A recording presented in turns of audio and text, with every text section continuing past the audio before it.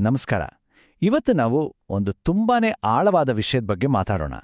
ಅದೇನಂದ್ರೆ ಮನುಷ್ಯನಿಗೂ ಮತ್ತು ಸತ್ಯಕ್ಕೂ ಇರುವ ಒಂದು ಶಾಶ್ವತ, ಆದರೆ ಕೆಲವೊಮ್ಮೆ ಬಹಳ ಕಷ್ಟಕರವಾದ ಸಂಬಂಧ. ನೋಡಿ, ಈ ಸಂಘರ್ಷ ಏನಿದೆ ಇದು ಹೊಸ್ತೇನಲ್ಲ.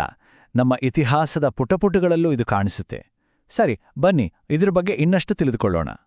ವಿನ್ಸ್ಟನ್ ಚರ್ಚಿಲ್ ಹೇಳಿದ ಈ ಮಾತು ಎಷ್ಟು ಅದ್ಭುತವಾಗಿದೆ ಅಲ್ವಾ? ಸತ್ಯಕ್ಕೆ ತನ್ನದೇ ಆದ ಒಂದು ಅಚಲವಾದ ಶಕ್ತಿ ಇದೆ, ಆದರೆ ಅದಕ್ಕೆ ವಿರೋಧ ಇದ್ದೇ ಇರುತ್ತೆ. ಕೆಲವೊಮ್ಮೆ ಅಜ್ಞಾನದಿಂದ, ಕೆಲವೊಮ್ಮೆ ಅಹಂಕಾರದಿಂದ ಜನ ಸತ್ಯವನ್ನ ತಿರುಚೋಕೆ ಪ್ರಯತ್ನಿಸ್ತಾರೆ. ಆದರೆ ಕೊನೆಗೇನಾಗತ್ತೆ? ಸತ್ಯ ಸತ್ಯವಾಗೇ ಉಳಿಯುತ್ತೆ. ಇತಿಹಾಸದುದ್ದಕ್ಕೂ ನಾವಿದನ್ನೇ ನೋಡ್ತಾ ಬಂದಿದ್ದೇವೆ. ಹೌದು, ಸತ್ಯದ ಧ್ವನಿಯನ್ನ ಅಡಗಿಸುವ ಪ್ರಯತ್ನ ಏನಿದೆ ಇದು ಇವತ್ತಿಂದಲ್ಲ. ಸತ್ಯವನ್ನ ಹೇಳೋವರನ್ನ ವಿರೋಧಿಸೋದು, ಅವರನ್ನ ಮೌನಗೊಳಿಸಲು ಪ್ರಯತ್ನಿಸೋದು ಶತಮಾನಗಳಿಂದ ನಡ್ಕೊಂಡ್ಬಂದಿದೆ. ಇವತ್ತು ನಾವು ಈ ಸಂಘರ್ಷದ ಒಂದು ನಿರ್ದಿಷ್ಟ, ಅತ್ಯಂತ ಶಕ್ತಿಯುತವಾದ ಐತಿಹಾಸಿಕ ಉದಾಹರಣೆಯನ್ನ ನಮ್ಮ ಆಧಾರ ಗ್ರಂಥದಿಂದ ನೋಡೋಣ. ಸರಿ, ಹಾಗಾದ್ರೆ ನಾವು ನೇರವಾಗಿ ಇತಿಹಾಸದ ಒಂದು ಪ್ರಮುಖ ಘಟನೆಗೆ ಹೋಗೋಣ.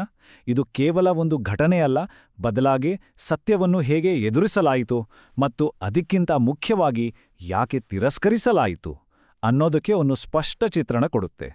ಒಮ್ಮೆ ಈ ಸ್ಲೈಡ್ನಲ್ಲಿರೋ ಆರೋಪವನ್ನ ನೋಡಿ ಯೋಚನೆ ಮಾಡಿ. ಮೊದಲನೇ ಸಲ ಕೇಳಿದಾಗ ಇದು ಸರಿನೇ ಅನ್ಸುತ್ತಾ ಅಲ್ವಾ?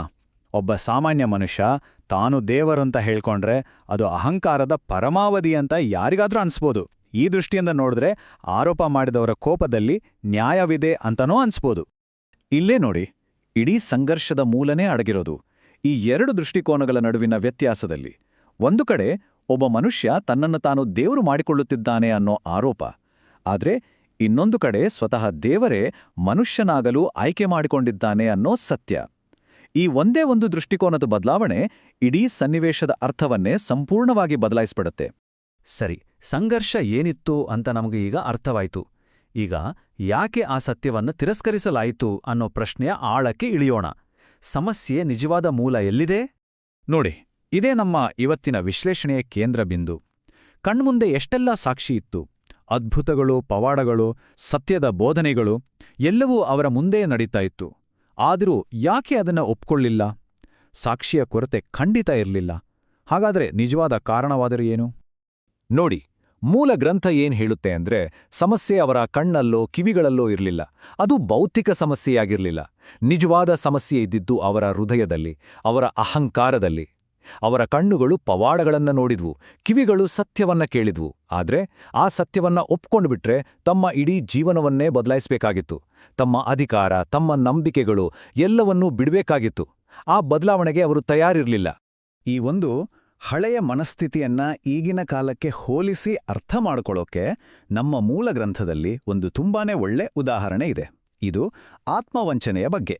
ಅಂದ್ರೆ ನಾವು ಹೇಗೆ ನಮ್ಗೆ ಬೇಡವಾದ ಸತ್ಯವನ್ನು ಉದ್ದೇಶಪೂರ್ವಕವಾಗಿ ದೂರ ಇಡ್ತೀವಿ ಅನ್ನೋದನ್ನ ಇದು ತೋರಿಸುತ್ತೆ. ಇದನ್ನ ಹೀಗೆ ಅರ್ಥ ಮಾಡ್ಕೊಳ್ಬೋದು. ಈಗ ಒಬ್ರು ಸಿಗರೆಟ್ ಸೇದೋರು ಅಂತ ಇಟ್ಕೊಳ್ಳಿ. ಅದರಿಂದ ಕ್ಯಾನ್ಸರ್ ಬರುತ್ತೆ ಅನ್ನೋದು ಕಹಿ ಸತ್ಯ. ಅದನ್ನು ಒಪ್ಕೊಂಡ್ರೆ ಆ ಚಟ ಬಿಡಬರಕು, ಅದು ಕಷ್ಟ. ಅದಕ್ಕೆ ಅವರೇನ್ ಮಾಡ್ತಾರೆ? ಧೂಮಪಾನದ ಕೆಟ್ಟ ಪರಿಣಾಮಗಳ ಬಗ್ಗೆ ಇರೋ ಲೇಖನಗಳನ್ನ ಓದೋದನ್ನೇ ನಿಲ್ಲಿಸ್ಬಿಡ್ತಾರೆ. ಬದಲಾವಣೆ ತರೋ ಸತ್ಯಕ್ಕಿಂತ ತಮ್ಮನ್ನ ಆರಾಮವಾಗಿ ಇರಿಸೋ ಸುಳ್ಳು ಅವ್ರಿಗೆ ಹೆಚ್ಚು ಹಿತ ಅನಿಸುತ್ತೆ. ಇದೇ ಆತ್ಮವಂಚನೆ. ಸರಿ, ನಾವೀಗ ಈ ವಿಶ್ಲೇಷಣೆಯ ಕೊನೆಯ ಹಂತಕ್ಕೆ ಬಂದಿದ್ದೇವೆ. ಇಲ್ಲಿ ನಾವು ಎರಡು ತರಹದ ಸತ್ಯಗಳ ಬಗ್ಗೆ ಮಾತಾಡೋಣ. ಇದು ನಮಗೆಲ್ಲರಿಗೂ ಸಂಬಂಧಪಟ್ಟಿದ್ದು, ನಮ್ಮ ಜೀವನದ ಒಂದು ಪ್ರಮುಖ ಆಯ್ಕೆಯೂ ಹೌದು. ಹಾಗಾದ್ರೆ ನಮ್ಮ ಮುಂದಿರೋ ಆಯ್ಕೆ ಇದು. ಒಂದು ಕಡೆ ಸಾಂತ್ವನದ ಸತ್ಯ ಇದೆ. ಇದು ನಮಗೆ ಹಿತ ಅನ್ಸುತ್ತೆ, ನಾವು ಮಾಡ್ತಿರೋದು ಸರಿ ಅಂತ ಹೇಳುತ್ತೆ, ನಮ್ಮನ್ನ ಸುರಕ್ಷಿತವಾಗಿಡುತ್ತೆ. ಇನ್ನೊಂದು ಕಡೆ ಪರಿವರ್ತನೆಯ ಸತ್ಯ ಇದೆ. ಇದು ನಮಗೆ ಕಷ್ಟ ಕೊಡ್ಬೋದು, ನಮ್ಮನ್ನೇ ನಾವು ಪ್ರಶ್ನೆ ಮಾಡೋ ಹಾಗೆ ಮಾಡ್ಬೋದು. ಆದರೆ ನಮ್ಮನ್ನ ಬೆಳೆಸೋ ಶಕ್ತಿ ಇರೋದು ಇದಕ್ಕೆ.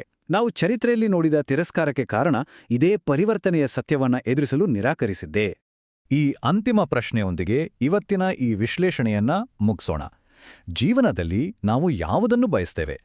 ನಮ್ಮನ್ನ ಸಮಾಧಾನ ಪಡಿಸೋ, ನಮ್ಮ ಅಹಂಕಾರವನ್ನ ತೃಪ್ತಿಪಡಿಸೋ ಸತ್ಯವನ್ನ, ಅಥವಾ ನಮಗೆ ಸವಾಲೆಸ್ದು ನಮ್ಮನ್ನು ಇನ್ನೂ ಉತ್ತಮ ವ್ಯಕ್ತಿಗಳಾಗಿ ಪರಿವರ್ತಿಸೋ ಸತ್ಯವನ್ನ? ಈ ಆಯ್ಕೆ ಕೇವಲ ಒಂದು ಐತಿಹಾಸಿಕ ಘಟನೆಗೆ ಸೀಮಿತವಲ್ಲ. ಇದು ನಮ್ಮೆಲ್ಲರ ವೈಯಕ್ತಿಕ ಜೀವನದ ಪ್ರಯಾಣದಲ್ಲೂ ಎದುರಾಗ್ತಾಲೇ ಇರುತ್ತೆ.